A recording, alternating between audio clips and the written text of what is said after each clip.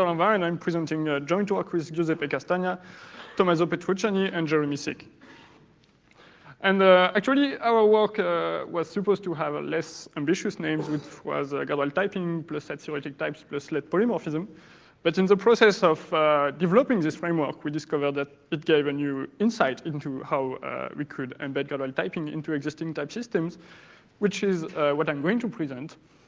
But still, will stay under the light of set theoretic types and polymorphism. So since it's a sixth talk about gradual typing, I think you all start to know what it is, but let's do a small recap. The goal of gradual typing is to embed both static typing and dynamic typing in the same language.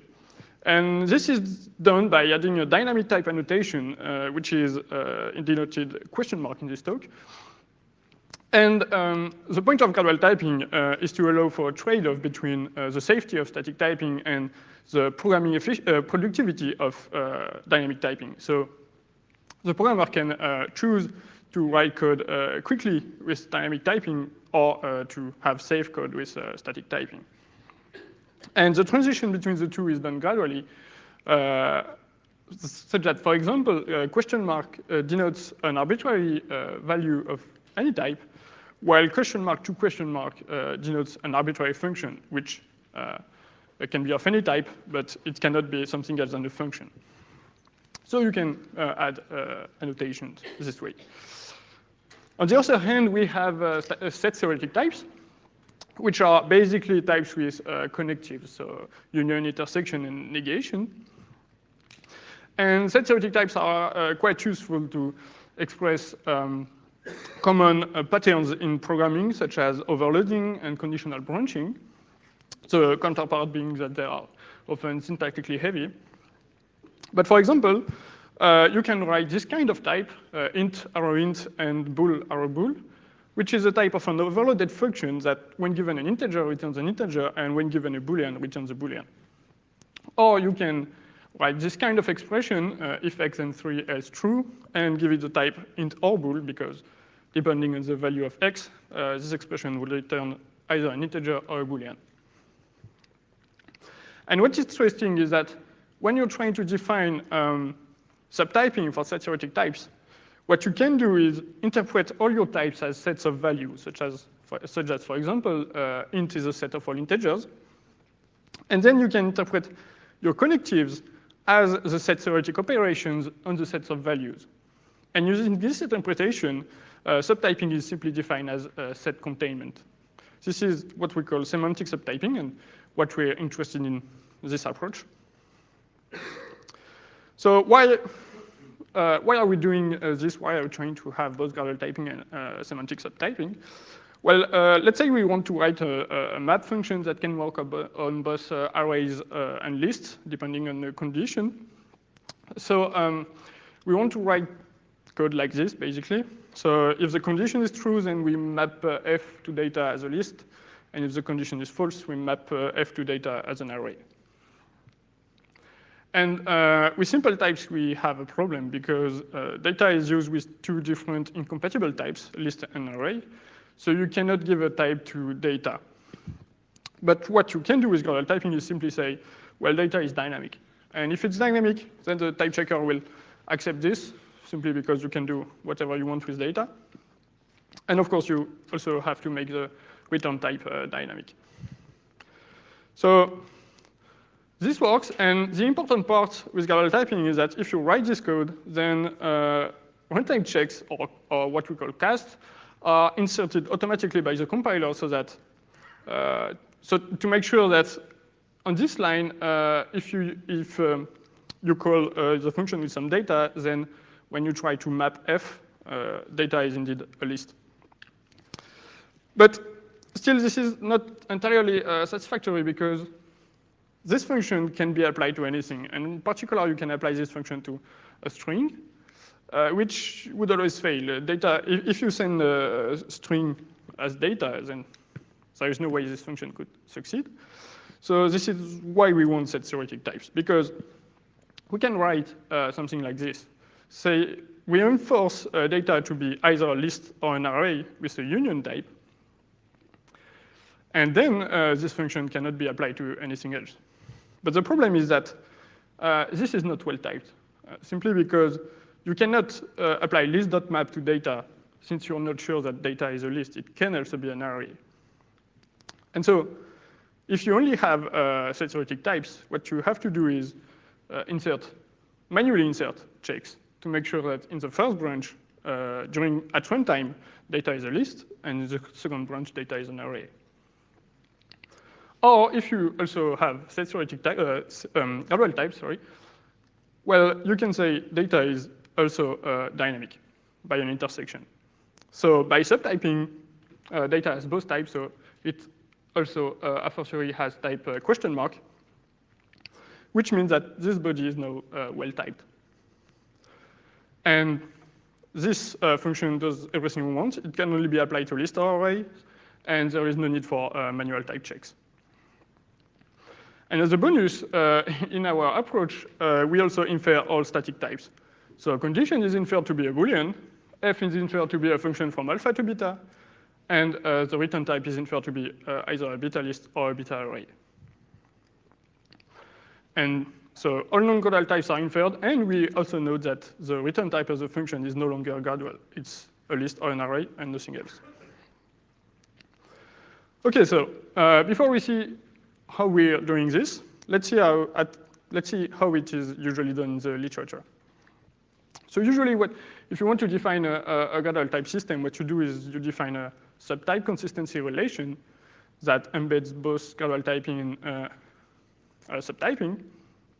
But the problem with this relation is that it's not transitive, because this relation tells you that question mark is a consistent subtype of any type, and any type is a consistent subtype of question mark. So if it were to be transitive, it would be the trivial complete relation, which we do not want. And so you cannot use this as a subsumption rule. You have to embed this into typing rules. So for example, for the rule for applications, you embed the consistent subtyping check to make sure that the type of the argument is a subtype of the domain of the function. But when we have set theoretic types and semantic subtyping, it's much more complicated, simply because we are not sure that the type of the function is an error anymore. It can be an intersection of unions of whatever, and this is much more complicated. So you have to define a domain and a result operator that, when given the type of the function and the type of the argument, compute the domain of the function and the type of the result of the application. So we definitely do not want this, because this gives really complicated operators. So we try to do something else. And our idea was to interpret all the occurrences of question marks in a type as arbitrary type variables. And using this interpretation, we define a translation from gradual types to types that do not contain question marks, which we call static types. And using this translation, we define a subtyping relation on gradual types. And then we define a materialization relation, which basically contains the essence of gradual typing. And these two relations are transitive, which is an important point. And it's important to note that this idea of translating question mark to variables is only applied to define relations on gradual types. We do not use it to transform the program. We only transform the types when computing subtyping and materialization. So how exactly does this work? The first thing we define is a discrimination of a gradual type, which is basically the set you obtain by replacing every occurrence of question mark with distinct type variables. So this combination of question mark is a set of all the variables you've given yourself. And the discrimination of a type such as into question mark intersected with question mark is obtained by replacing the two question marks with variables. And then we define subtyping on gradual types using this discrimination function by saying that two gradual types are in subtyping relation if there exist two discriminations of this type that are in subtyping relation for static subtyping. So we can reuse the definition of static subtyping to define subtyping on gradual types. So for example, question mark to nat is a subtype of question mark to int, since if you replace both question mark with x, you obtain x to nat is a subtype of x to int. But this subtyping relation is nice because it allows us to deconstruct intersection, to construct unions, but it does not allow us to replace a question mark with something else, which is something we want with gradual typing. It only allows us to move either inside the dynamic world or inside the static world, but we cannot cross between the two with subtyping. So that's why we created materialization, which is what allows us to go from the dynamic world to the static world, and only in this way. And once again, materialization is defined using the discrimination of types. Basically, you say that two types are in materialization relation if you can substitute the variables, well, the question marks in the first one by with gradual types to obtain the second one. And for example, question mark materializes to any gradual type, while question mark to question mark materializes to any arrow type. And actually, it's the inverse of the precision relation that is commonly defined in the gradual typing literature, which reversed to make it usable into more familiar subsumption rules. So the important point is that the two previously defined relations, materialization and subtyping, are transitive. So we can embed them into a type system as subsumption rules. So for the simply type lambda calculus, you take your usual type system. And if you want a version of the simply type lambda calculus with gradual typing and subtyping, then you simply add these two rules. And you have your declarative type system for a simple gradually typed lambda calculus with subtyping. But you can do it with any type system. So if you want let polymorphism, then you take your Hindley-Milner type system and you add materialization. Then you have a version of Hindley-Milner with gradual typing. And if you want subtyping, then you add subtyping. And if you want set theoretic types, then you replace this subtyping relation with semantic subtyping. And it works just like this. So how exactly does it work in practice? So let's get back to the example. We had some data that was either an array or a list and a question mark. And we can actually materialize this type to the array or list intersected with array by replacing question mark with alpha array. And this type is actually equivalent from a subtyping point of view to alpha array. So by one application of materialization and one application of subtyping, we can say that data is of type alpha array. So data array.map to data is well typed. And of course, we can do the same with a second materialization to obtain that list.map f data is well typed. So this is for the source language and the declarative type system, but the second important point of gradual typing is to automatically insert on-time checks or cast. And once again, it's really easy. To get a declarative compilation system, the principle is that to every use of the materialization rule in the type derivation for your expression corresponds a cast.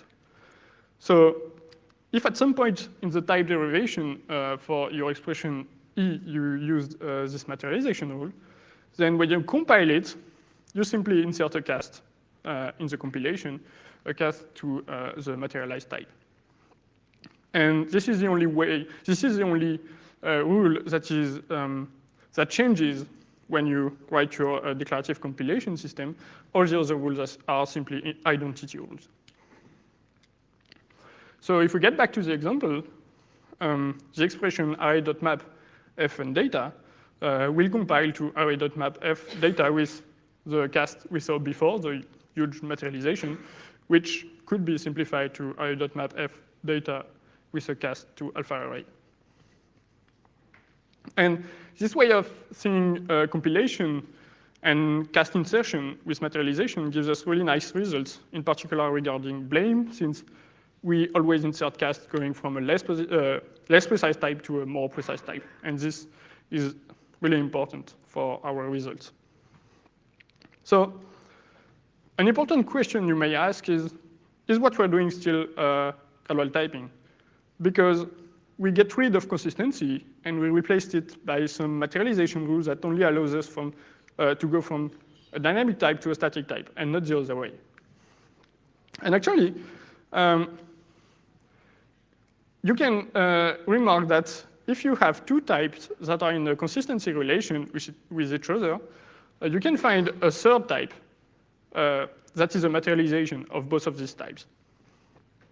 And using this important property, we can prove that if we have a typable term in the original system of SIC and Taha, then it can be given the same type in our system.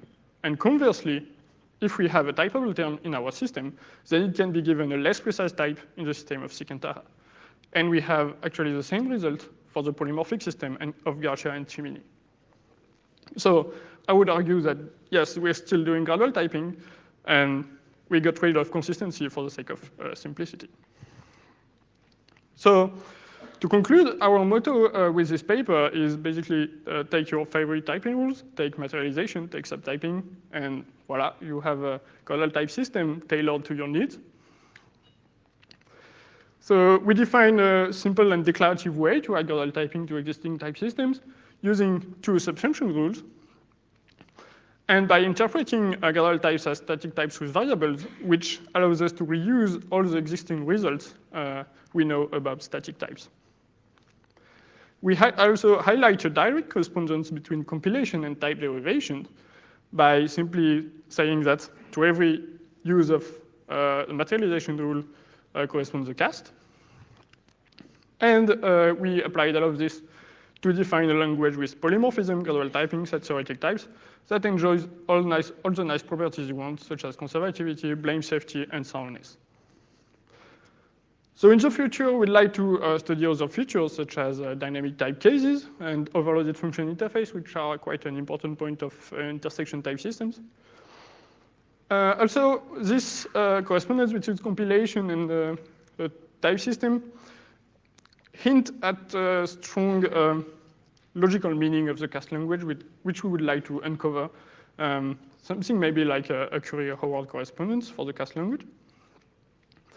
And of course, there is a question of implementation.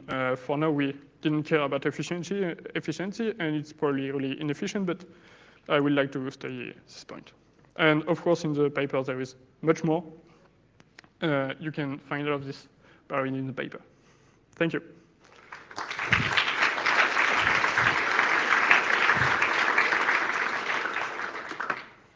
Questions?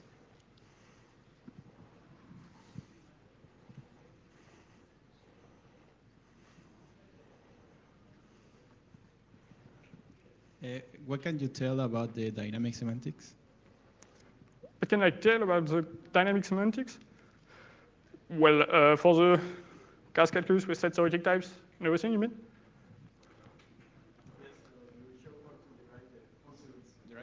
You show how to derive the static semantics? Or no, we do not. This only gives you a way to easily derive a declarative type system and declarative compilation system, but this does not give you a way to have dynamic semantics for free. You still have to write them by hand. But the point is that if you have the declarative type system, you can get an intuition into how your system should work. And then you can write the dynamic semantics so that it works as you expect. But it's still complicated to define. So a question from Slido says, when you generate the variables for the question mark, how many do you need? Variables, actually, we showed that when you compute subtyping by replacing a question mark with variables, you only need two variables. You only need one variable for the negative occurrence of question mark and one variable for the positive occurrence of question mark, and this is enough. And for materialization, you just need, I guess, one variable per question mark. What happened? What happened in your example if I put alpha array or beta list? Alpha array or beta list? You mean as a type of the You have a problem with this or not? as a type of the parameter? No, it should not pose any problem.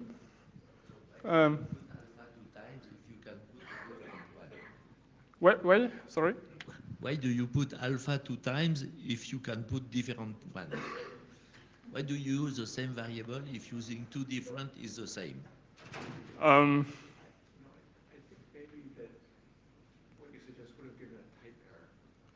Alpha array, I mean the function could be of type alpha or beta to gamma, which would work. Yeah, alpha or beta, I think it's equivalent. You can replace one variable by the other. Yeah. Okay, in the slide they ask, what about parametricity?